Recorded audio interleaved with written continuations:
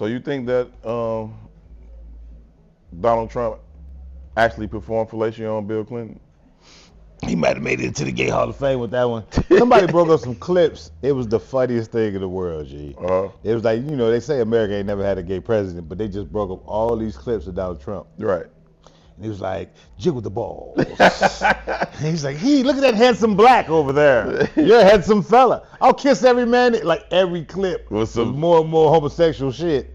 And then you hear the news that he was over there in the, Epstein Island. You know what I'm saying? Guac guac doing the butt on Bill Clinton. You know what I mean? Sexy. I believe it. Yeah, that's even if I don't believe it, I choose to believe it. I saw Van Lathan do a whole little thing talking about I choose to believe that he did top off Bill Clinton. I choose to believe it too. And I want to keep Bill Clinton out of it. You know what I mean? But if you got why? Huh? Why are we keeping Bill Clinton out of it? Because Bill Clinton was the president in the 90s, and the 90s was just a good time. So I just, No, the 90s wasn't a good time. See, we got these false... No, see, you finna go into this whole thing like I'm saying he was the first black president, and I like him because he played the trumpet. I don't like him. I'm just saying he was the president after the first Bush, and shit was cool in the 90s. The Bulls was winning, clothes was rocking, hip-hop was at its peak. I think fondly of the 90s, and he was the commander-in-chief. So, as president, lies the core of our problem. As presidents the Bulls is winning, life's good. Yeah. Yeah, see, no. Absolutely. No. As presidents go, he was ass, as all of them are. I know that. But that's neither here nor there. Trump probably did suck him off. Right? I did not have sexual relations with that man. When you think of somebody with the level of narcissism that Trump has, the level of ego that Trump has, he's hiding something, right? A very small member. Probably, right? But also like just the way when you move like that, you're not securing yourself. Yeah. And people who are not securing themselves is usually hiding their truth. Hitler. You know what I mean? Hiding their truth. So I wouldn't doubt that the Donald is also hiding his sexuality. Yeah. You know what I'm saying? Wouldn't surprise me. Yeah. It would surprise me if y'all did not tune in to the show. So thank y'all for doing that. We greatly appreciate y'all for tuning in to this episode of Herb and Two. It's all good, P. Of Herb and Two. That's when we get together. We talk about issues that currently impact the black community, how they impact us individually, and how they impact us collectively. We need your help to talk through these issues. So please make sure you leave comments. We'll read through as many of them as we can. Please make sure you like the video, subscribe to the page, set the alert so you get reminded when the page drops new content as well. And if you would be so kind, share the conversation. Share it with somebody that you think will add value to it, or at least find some value in it. Again, this is Herb and Two. It is intellectual thuggery at its absolute finest. Again, my name is Herb. His name is Two. Two, how you doing personally? You all right, good brother? Man, I'm blessed and highly favored, man. Shout out to my baby girl. Big Bank. She sent me all A and B report card the other day. I was so proud of her. Big Bank. Salute to my son, man. He hit me just a minute ago. He just got a gig. It's good and bad. He's supposed to be coming home tomorrow. Saturday.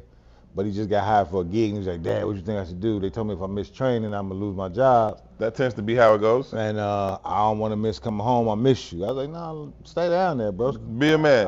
It's cool. It's time to be a man. I'll see you when I see you. I'll see you. It'll be all good. In a couple of days. So just proud of both of them, man. They doing amazing shit right now, and I fuck with it.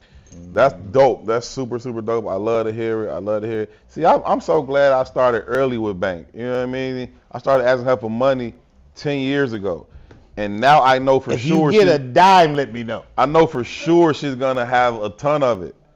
She's going to have it, but if you get a dime, I've been making these subconscious deposits on her bank account for a long time. Withdrawals on her bank account for a long time. Big Bank, I'm proud of you. Go get it for us, girl.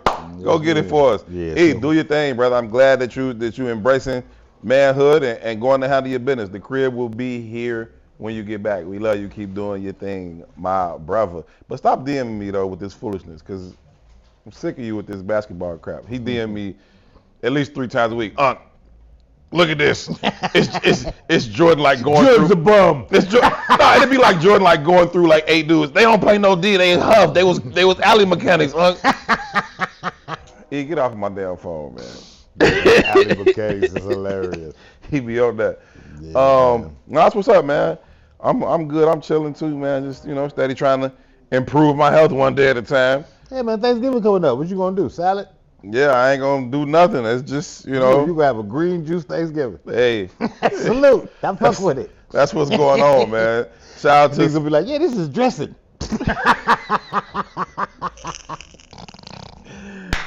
Hey, I saw a video on Instagram. It was this dude. He playing all the characters in the video, but he over there going to the pot. He like, yo, what kind of meat y'all use for these grills? And they like, pork. And he like, oh no. They was like pork. Why?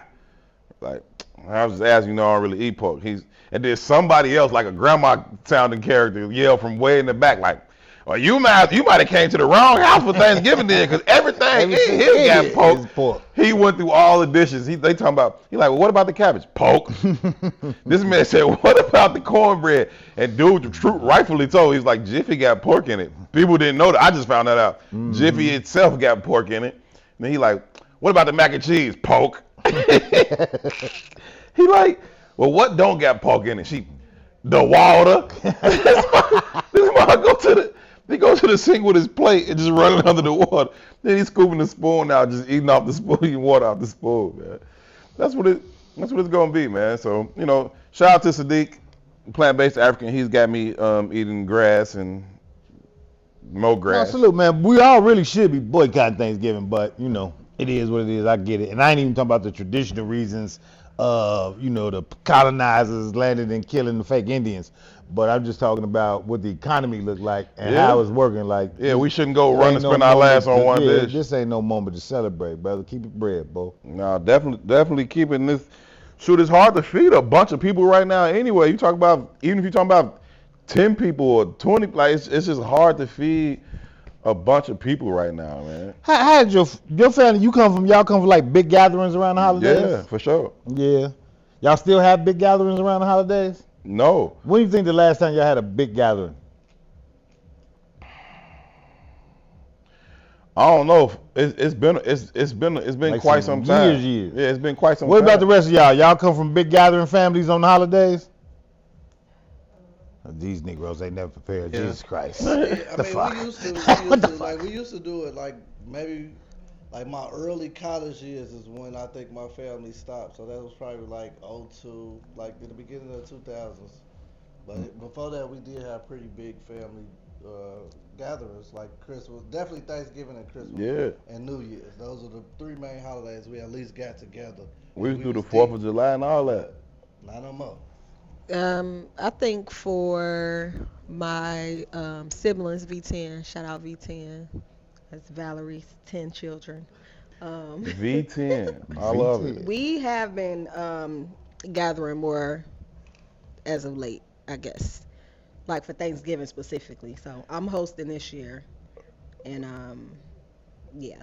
Shout out to one of the V10. It's Eric's birthday. Yep, it's the twins. It's her and her twin brother. It's her and salute. Birthday, yeah. Salute. And my mama's birthday is Saturday. Oh, that's what's up. And Summer's birthday was the 8th, and my other sister Yashika's birthday was the 1st. So. Salute to the whole V10. She was getting it. Man. Your mama had a specific. Valerie was getting it in the November month. Yeah, a specific time of year she liked to get busy. What's this?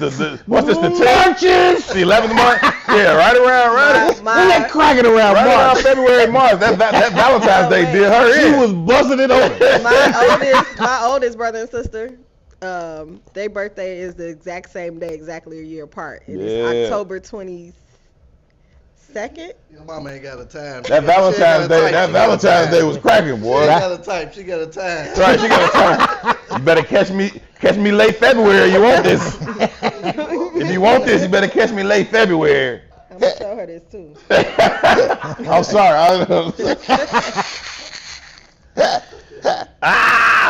Nah, but I asked that on purpose though, right? Because we talking about the economy right now, but it also speaks to how black economies work. Right? We often think about that shit like when grandma passed away, this shit kind of goes away. And that's part of it. The culture shifts too. But partially why the culture shifts is because that group, that baby boomer group, had access to capital. Right? Every group past that does not really have access in the same kind of way. To feed 50 people. It don't happen that way no more, right? So it's not even a cultural concept anymore. We come as guests, we with that shit. But the minute it becomes our responsibility to do it, the family disperses. Now you might do it for the four in your house, or, you know what I mean? But it's never the big groups like that. No, it used to be 50 people, no cap. Legit. Like, and it was ample food to eat all through the event, and then take however much you wanted to go. Man, Thanksgiving used to be my favorite holiday because you could guarantee to see all the family, and then right after that we go on the Spencer League party at the Hyatt, and it was cracking. Every year for like 15 years. That was the thing. This is what it is, because Spencer League used to bring them out. It was crazy. Yeah, I think this is like a remix type of deal, but I ain't been to one for probably 10 years. Remix. Hey, did you know that Uncle George was a crackhead? Yeah, I sent it to you. You know. Salute to George on getting cleared. Call me off guard with that, love Uncle George. We just saw him other week or so.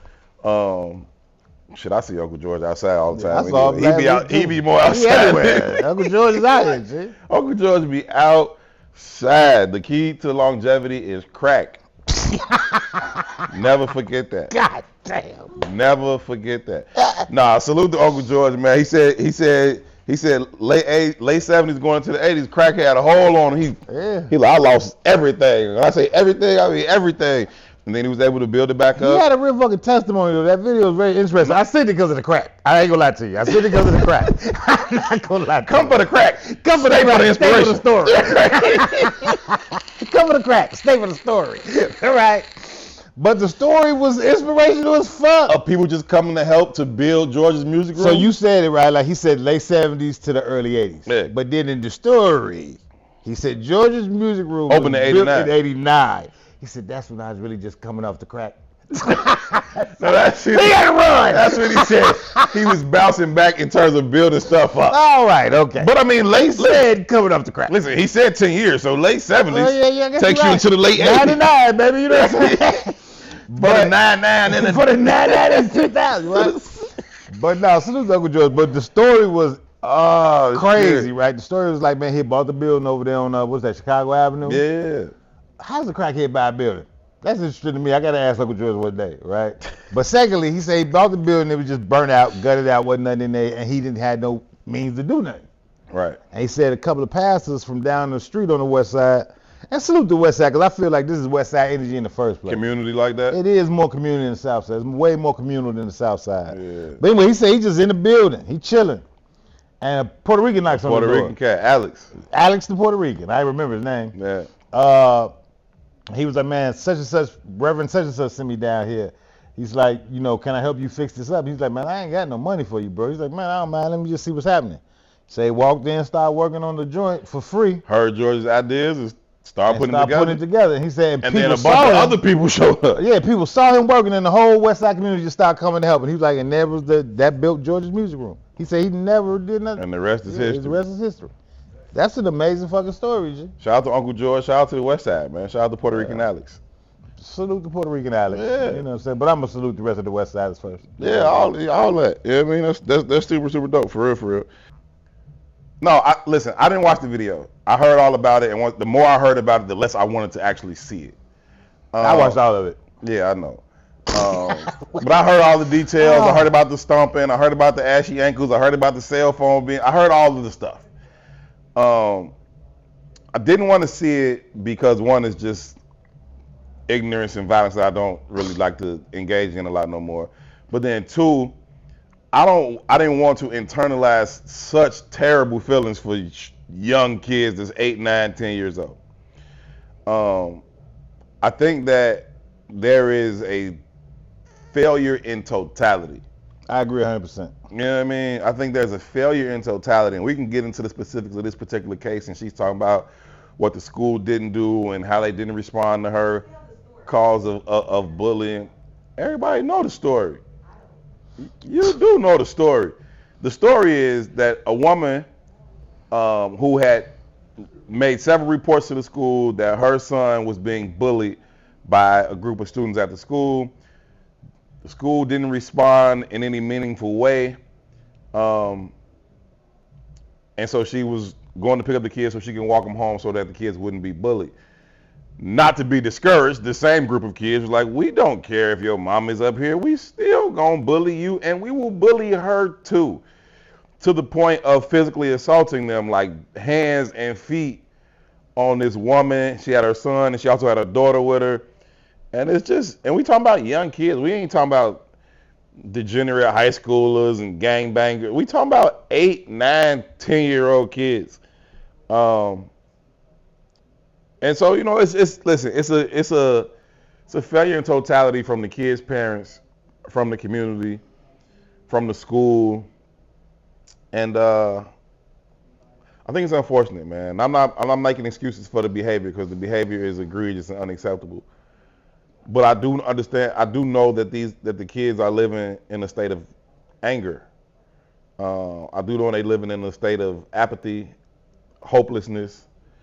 And that will lead you to do things that maybe you otherwise wouldn't do. You also got to deal with the mob mentality where people will do things they wouldn't do as an individual, but as a group, cool.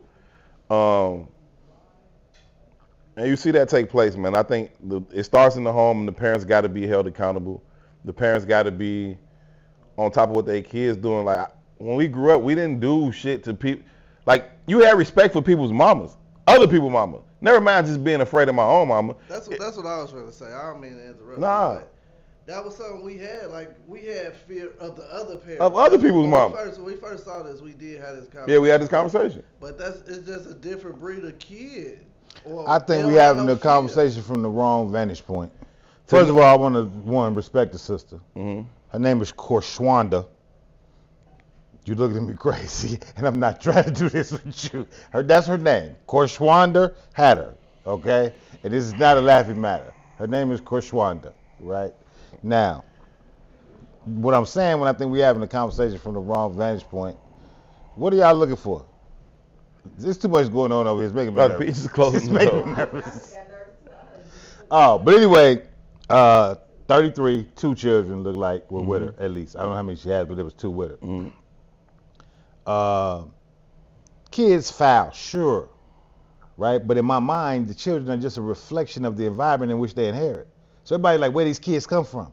It ain't no fucking secret where these kids come from. Because we act the same fucking way. What you mean? We move like with mob mentality. We only value money. We do not have respect for our elders. It is the same shit. We move in the same exact way, right?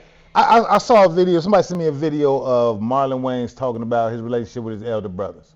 Keenan is the oldest, right? I think so. So whichever one, Damon is younger than Keenan. Yeah. But Damon's fucking 65, 66 years old. Yeah. He said, man, if Keenan says, Damon, go get me a Pepsi, I get the fuck up and I go get him a Pepsi. Yeah. Not because he's Damon the richest, because he's Damon my older brother, right? And they say when they all in the room or something, because Marlon's the youngest, whoever comes in the room who's older than Marlon immediately gets up out the seat so they can have the seat. Mm-hmm. There's a standard, there's a rule, you know what I'm saying? This is how this goes. Mm-hmm. There are no standards in our communities. Mm-hmm. And we, as the adults, set the standards. But we've lost and left our post. And there's a multitude of reasons why. Mm-hmm. So when we get the responses that we get from these children, these are invitable responses. This is what you should expect. And I'm not justifying it. Don't mishear me, right? But what we do is we like to outsource the fucking accountability. This is our fault. All of our faults. Yeah, that's why I say it's a failure in totality. I saw a video, a police brother sent me a video of when they was out in front of the school, all the parents came out in front of the school, and Tyrone Muhammad came up to the school. Of course. Doing Tyrone Muhammad. Of course. Now, I don't know what Tyrone said, because the video starts kind of at the end of whatever he was saying. And there was a black woman out there, a sister who must be somebody, and she was talking, and whatever Ty said, it offended her. And she was like, nah, brother, them the wrong words to use. You used the wrong words, right? And she was like, you can't tell the women to stand down. Now, mind you, I don't have context to what Ty said.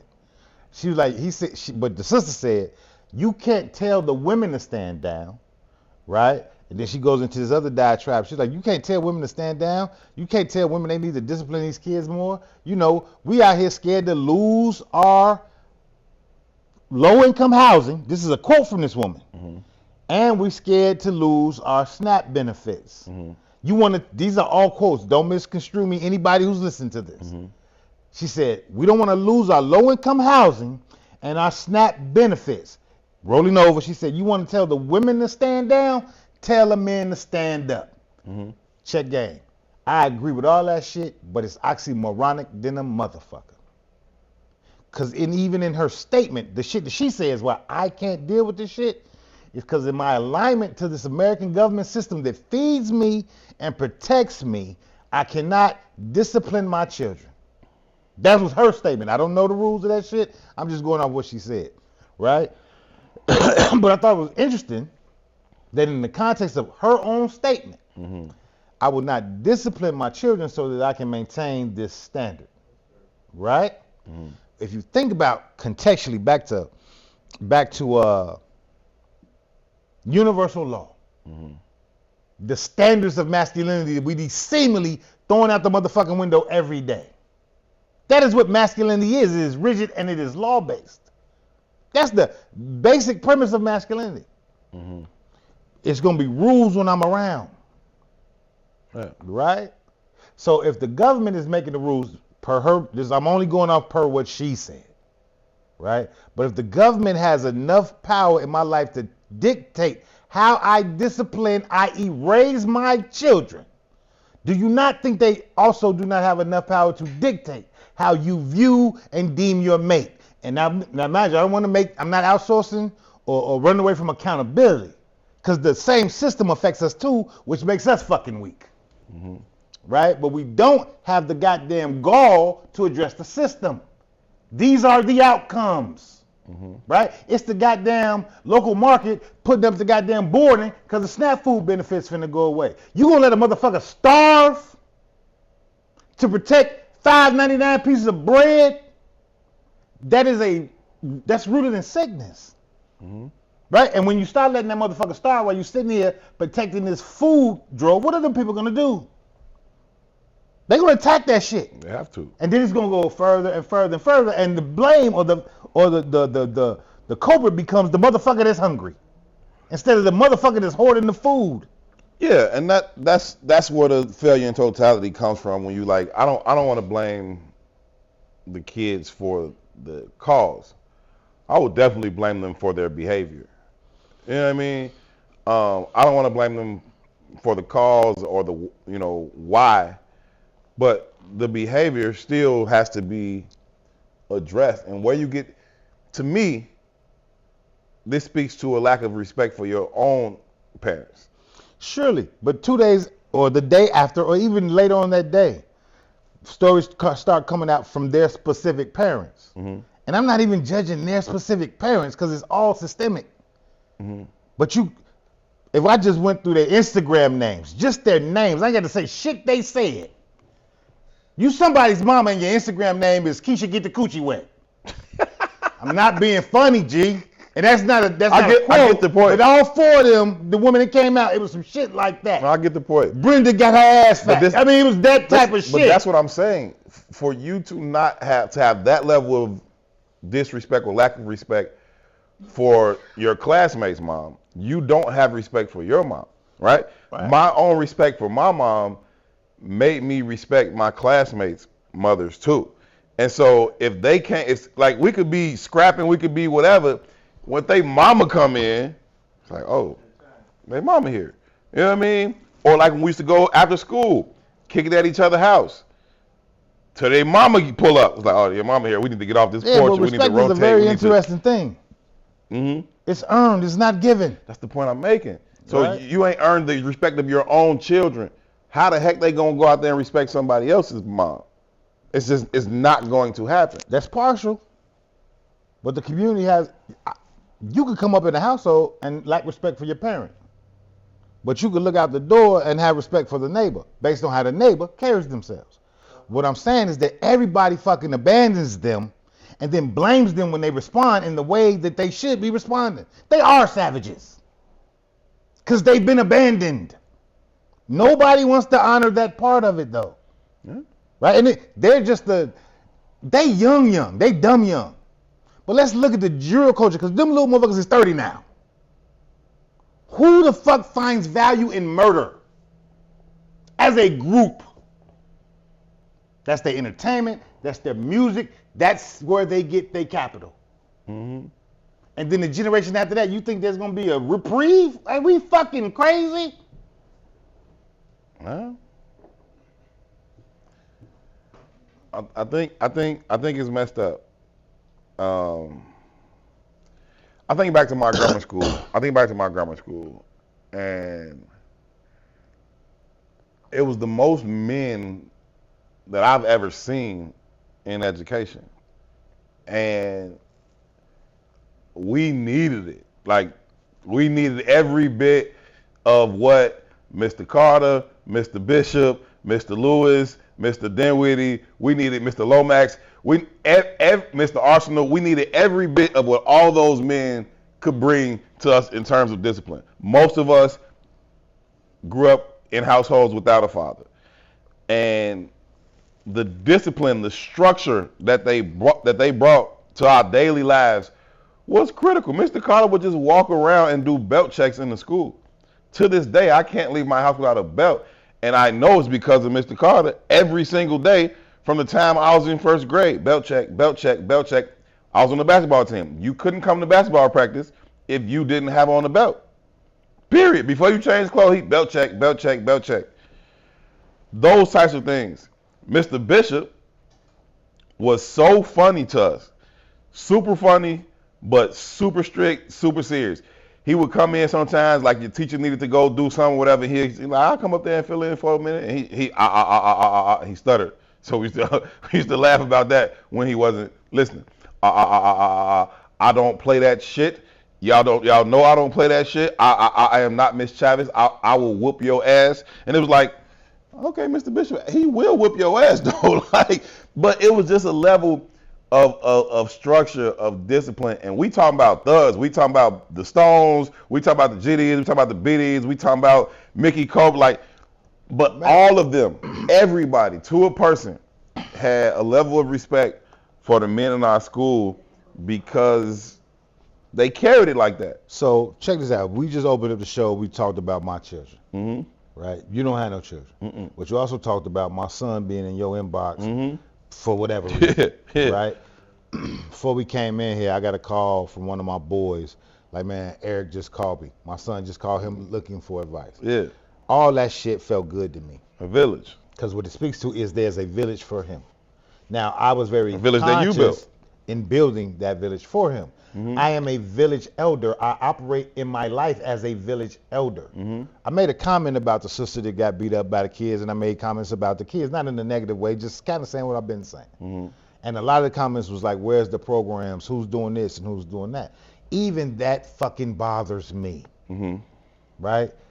Or it's the school's account. It's the school's responsibility. Like it's got to be some sanctioned program. It's outsourcing accountability. That shit happened on a residential block at the end of school. Ain't nobody see 32 kids stumping a woman out? Mm-hmm. And if you did, what did you do? You closed the blinds? That is not a reflection of their mama. Started that recording is not a reflection of their school. That is a reflection of it all. Mm-hmm.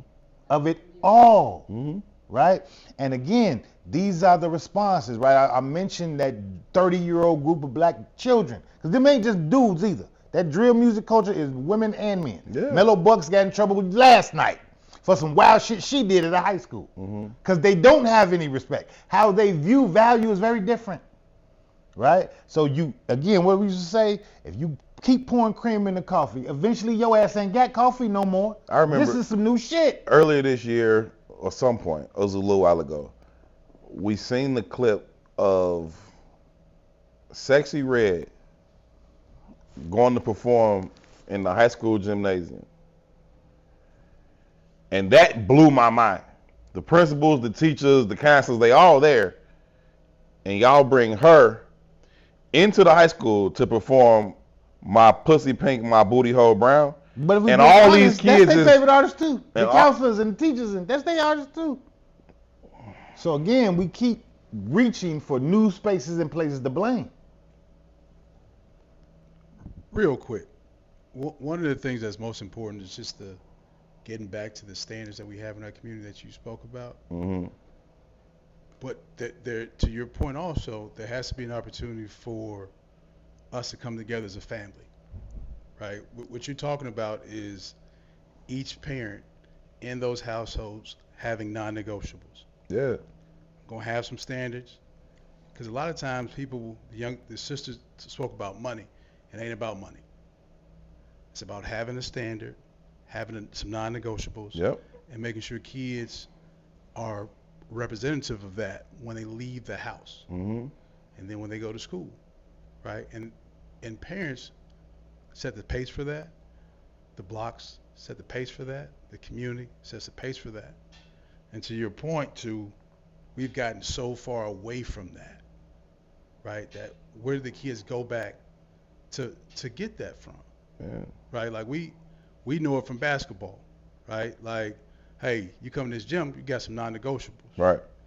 We don't have that as a family, right? In our households, we don't have that on the blocks anymore.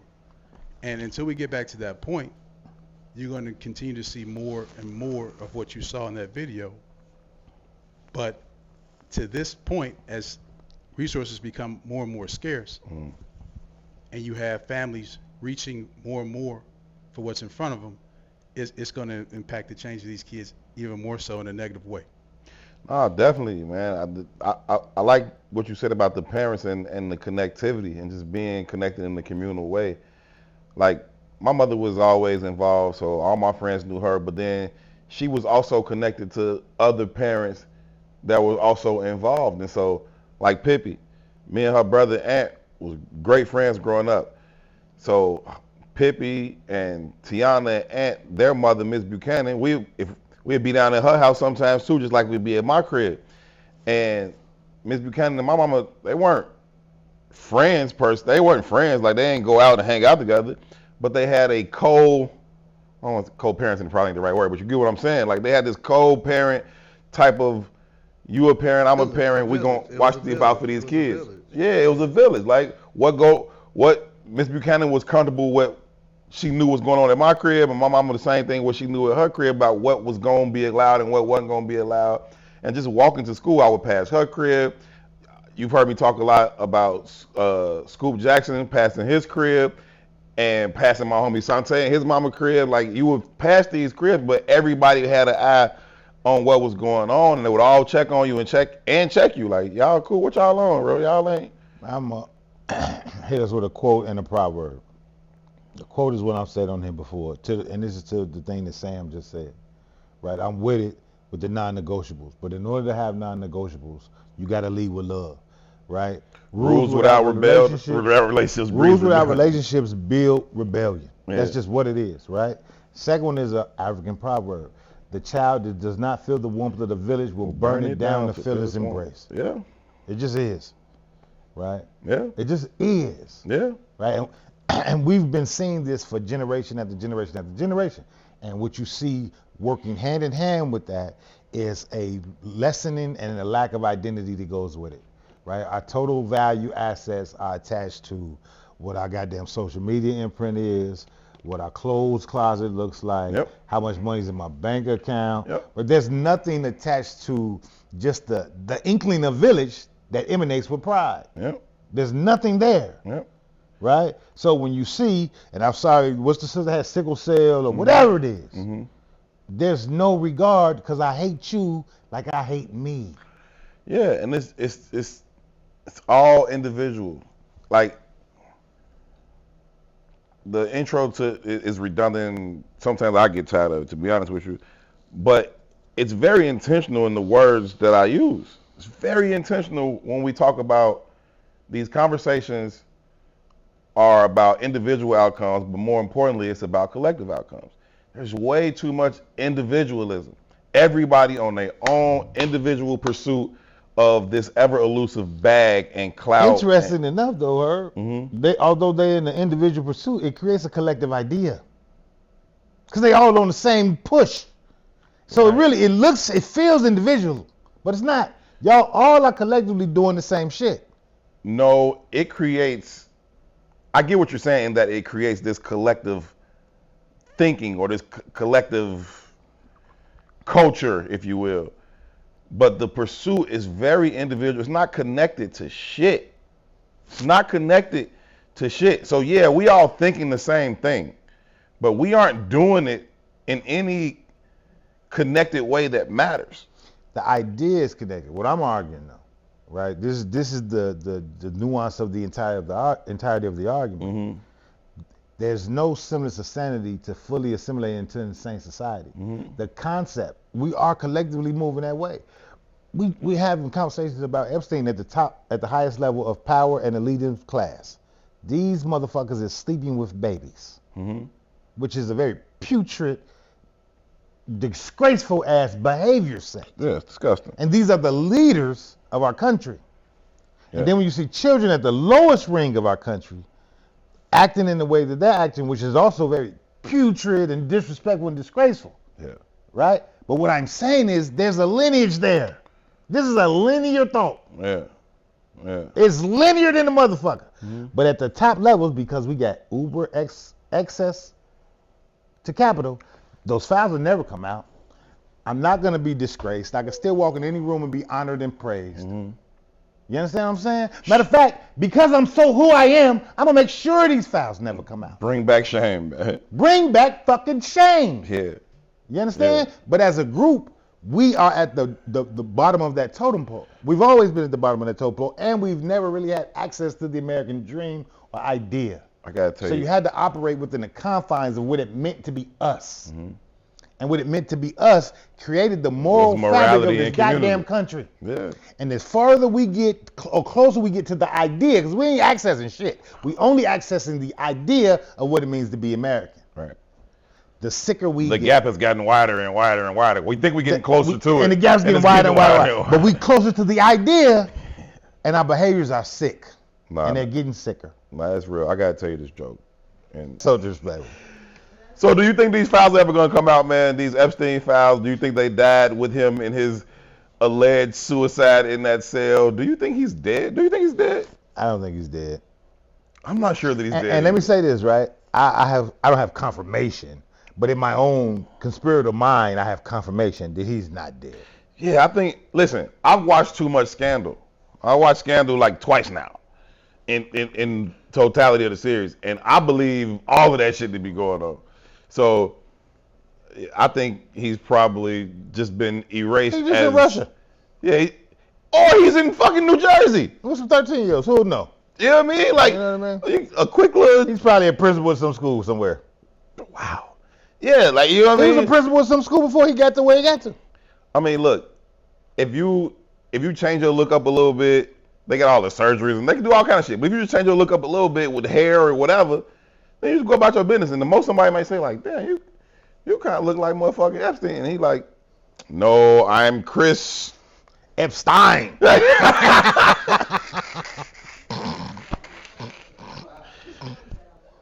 You know what I mean? So, but so I'm not sure he's dead either. But sticking to what we actually know, do you think that the files themselves will They can't ever come be out. released? They can't never come out. It's too many people. It's the same thing I said many last powerful week people in it. about Donald Trump and the Supreme Court, right? The minute he goes against the Supreme Court, what he does is pull the wool off the illusion of this being a real thing. Mm-hmm. Because there's nothing backing that shit, right? Mhm. When you start, it's funny how we even having a conversation with Jeffrey Epstein, because over this last week, this shit has got really interesting to me, Mm-hmm. right? So you had a conversation about Trump. Even if it's about Clinton, if you just bring them two into it, and they can have, it's laughable, ha, he was sucking Bill Clinton off, Yeah. ha, he. But there's other shit happening. There's motherfucking Senate hearings where he's texting senators while the hearing's going on. Yeah. This nigga's Professor X. He's not human, bro. Oh, he gives. He's a fucking superhero. He's got past CIA, past FBI, past police, past government access. He gives no. Who the fucks. fuck is dude, bro? He gives no fucks. Who the fuck is this dude? This motherfucker got Wolf Blitzer about to do a fucking debate saying, how should I handle the Donald? Wait a fucking minute, man. This motherfucker has manipulated the politics and business of America for how long?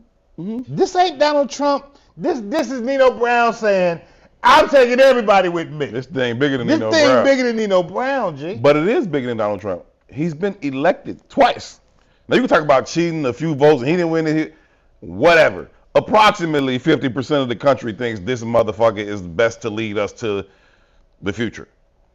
Yeah, but if so you talk about this group think and this totality of where the problem, half the fucking country thinks this nigga is good for us.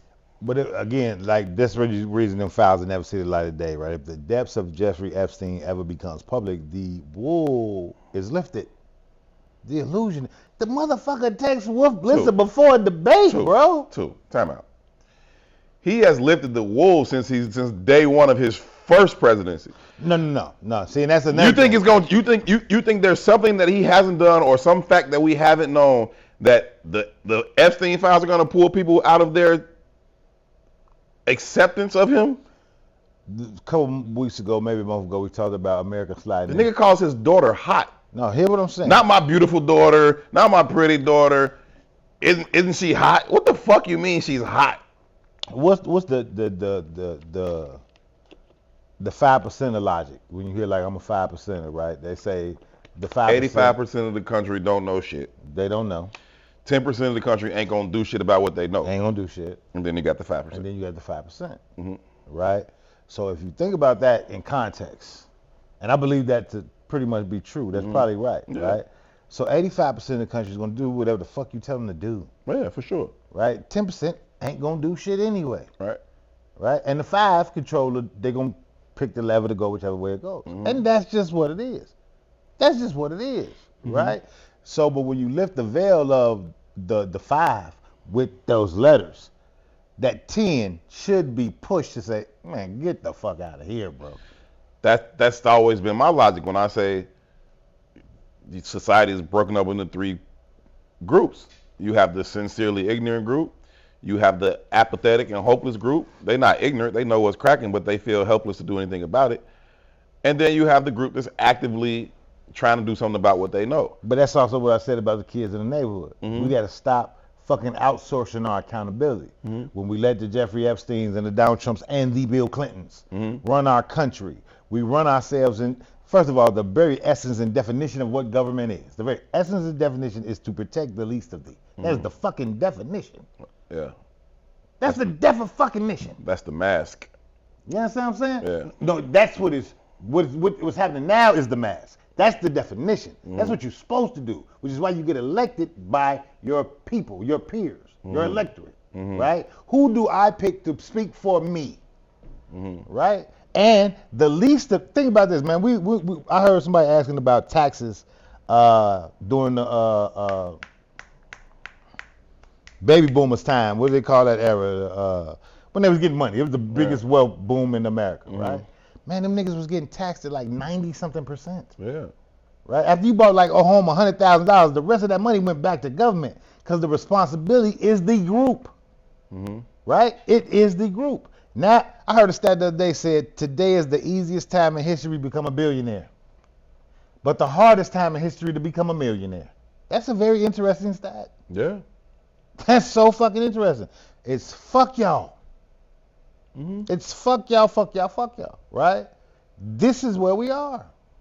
And what I'm saying is that we cannot any longer outsource accountability. These motherfuckers, what's his name, Elon Musk just signed a deal for $1 trillion, cuz. Nigga, if you stack $10,000 a day since Jesus was here, he got more money than you.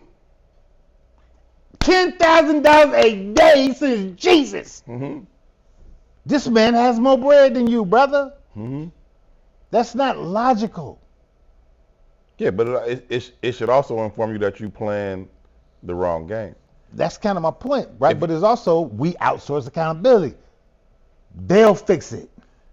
If you sat down at a Monopoly board and you had the $200 they give you or whatever the fuck, and then the other person playing had more money than you could even fucking imagine, $1 trillion, and you got 1,200.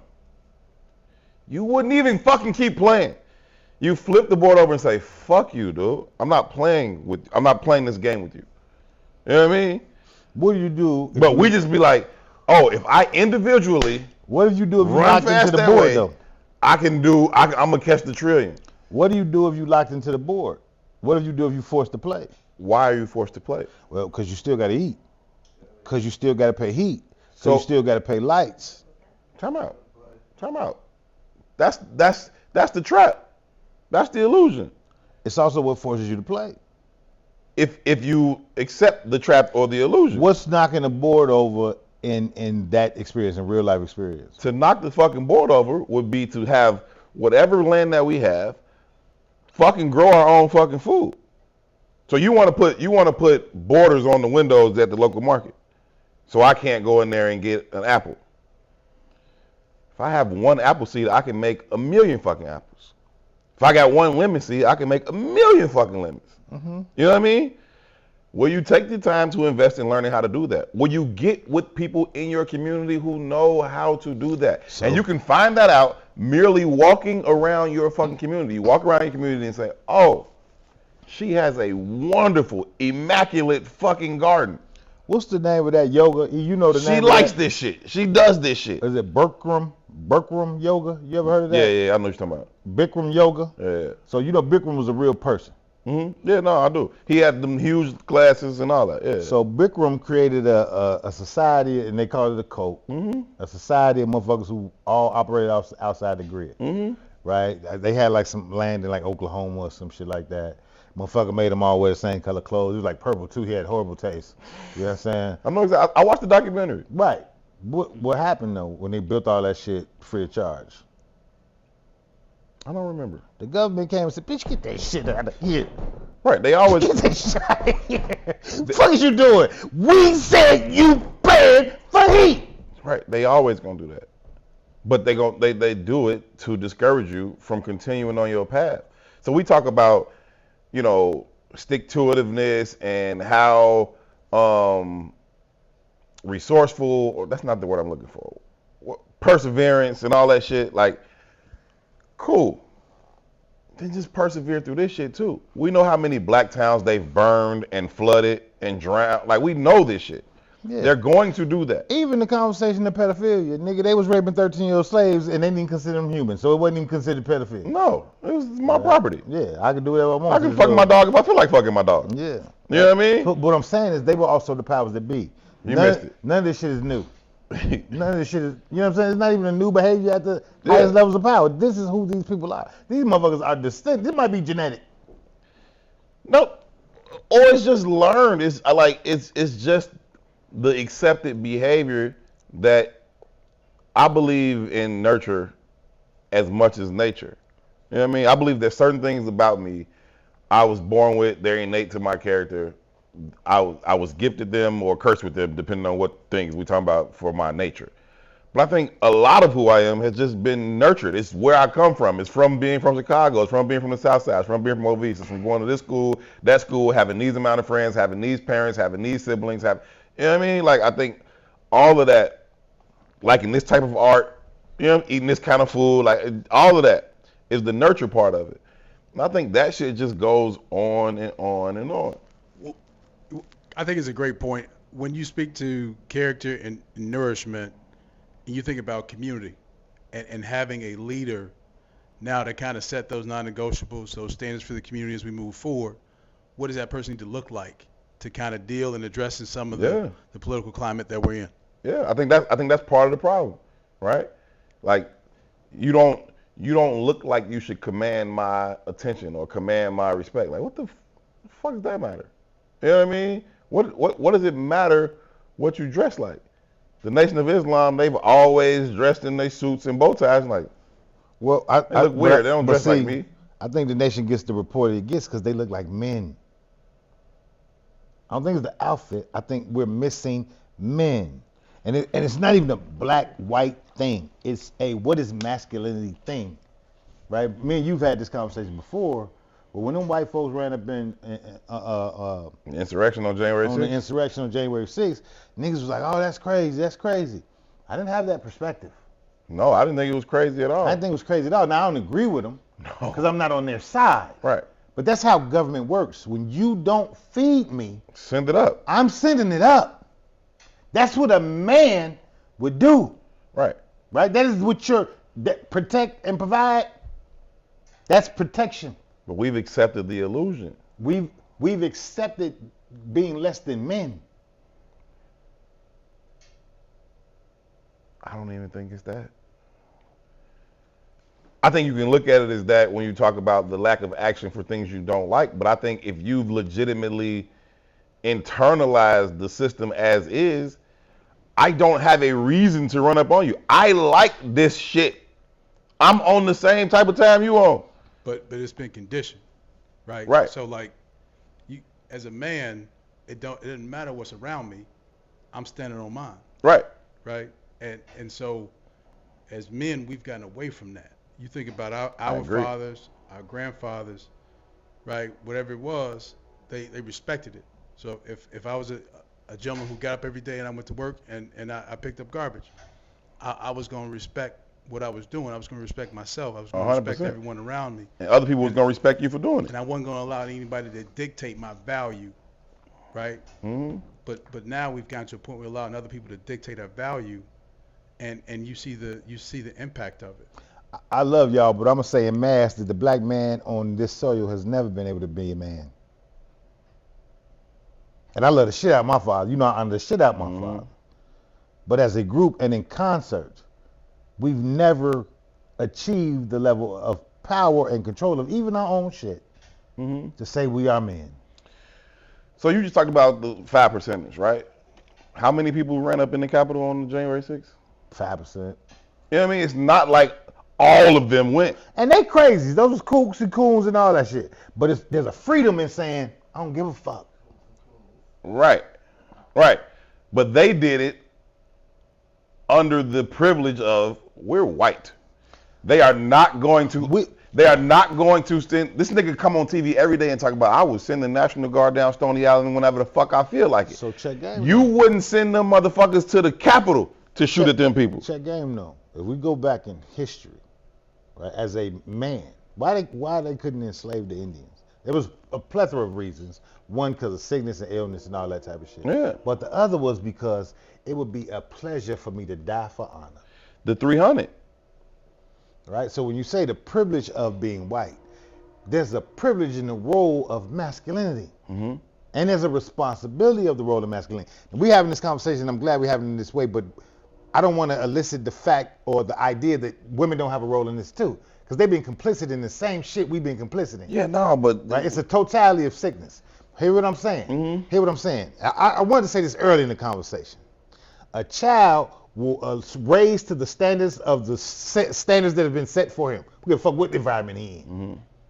That's what's going to happen. You set the standard and you mean it, he going to achieve to that level. She going to achieve to that level, right? We talk about it all the time about being in your natural polarity, your natural femininity, your natural masculinity. When a woman is in her natural polarity, it ain't nothing a man won't do for her.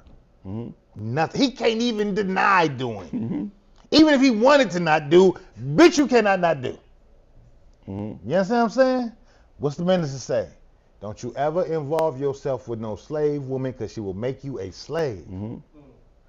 She will make you a slave because you're going to do whatever the fuck you got to do to appease her monkey ass.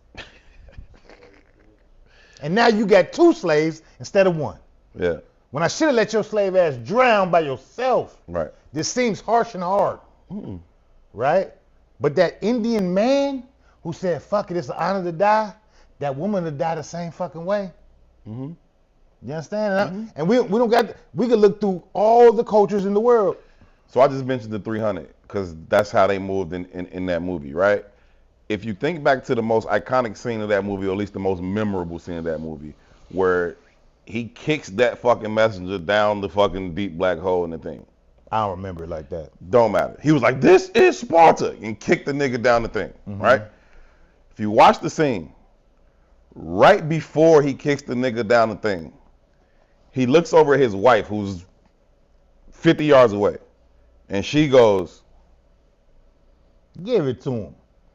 fuck that nigga. Yeah. He come over here talking about, man, we gonna send the largest army ever. It's only 300 of y'all. You need to bow down and do what the king said. And he said, you think you come in here threatening my wife, threatening to make me and my wife slaves and do all this and all this? And he looked at his wife. He thought about it in his head like, I want to kick this motherfucker down this motherfucking thing. But before he did, he looked right at his wife, and she was like, yeah, man. Understanding what this means, though.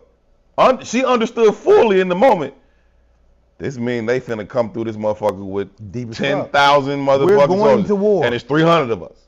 We're going to war. It is that. It is what it's gonna fucking be. It is that. She had the same look earlier when it was about raising the boy and sending him off to his rite of passage into the woods to fight the fucking beast. And if you come back, you one of us. And if you don't come back, you died. And now look, let's make it, take that theory, that movie, and the larger conversation we be having, let's break it down to a microcosm. Even the sister that got beat up by the little kids. Why did she get beat up by the little kids? Because she was protecting her child who had been bullied. Right. My nigga, We could have cut this off a long time ago. But this is a rite of passage too. We could have cut this off a long time ago. Bullies is a necessity. Oh yeah. Right? Because whatever the fuck hinders you is going to ultimately make you strong. You have to face this. You got to face this shit, brother. You got to. All this shit is a microcosm of all of the failures. Gotta be able to stand Any up wall to you it. put up and it becomes a barrier, it also becomes your fucking prison. I agree, brother. I agree. We gotta go. Thank y'all, man, for tuning in to this episode. I hope y'all enjoyed it. I hope y'all added y'all input to it. Leave it in the comment section. Share it with somebody that you think would add some value to it or find some value in it. We will be back for another episode of Herb and Two. In the meantime, shout out to PI for doing all the hard work behind the camera. Shout out to E4O for being E4O. Hey, when we opening the ICI, what is it? Welcome to Acai. Acai Bowl. Couple weeks, hopefully. We'll give you a date then. We'll get Yeah, y'all a couple date weeks. We gotta wait for the city. So. Yeah, well that they be dragging their feet, but soon enough on the corner, 47th, 43rd. On the corner. On the corner of 43rd and Cottage 4256 South Cottage Grove Avenue, Lily Pass, Acai Bar. It's cracking. It is cracking. That's where we at. That's where we're gonna be. I'm trying to be the greeter. He don't think I'm the first. She don't think that she wants her customers to see me first. Well, he missed his first day. She might be right about we that. We had 2 soft opening events, so actually you missed your first 2 days. The Saturday. You had 2 soft openings events? She had one Saturday. I knew that was the yoga do, right? Then she had the yoga joint. 2 also missed them. He RSVP'd to all of them. Well, you knew I was live. I RSVP'd to the first one, all of them. and I meant to come. I knew I couldn't come to the second one because of the time that it was. No one in place. this room has been there, actually. I've been there, actually. Yeah, I've been there. Yeah. I've been there. Yeah, I just thought about it. I've been there. See how she just threw everybody under the bus? I've been there. there. 2 has been there. I Herb has been labor. there. Herb did as well. I was painting and shit. Yeah, he gave labor as well. I was helping. I didn't do shit. P.I. has not done anything yet. That goddamn And P.I. Sam keep being here, so he part of it too now. So. When it's open, y'all make sure y'all pull up. We gotta go. Thank y'all so very, very much for tuning in. Shout out to Sam making his debut in the background. Always here hanging out, family. But he hopped in today. Oh yeah? He did have a debut last week. Yeah, you missed it. That sounds like an inside joke. If I'm you gonna leave missed that it, you alone. missed it. Y'all be good to each other. For 2, I'm Herb. Peace. Salam alaikum.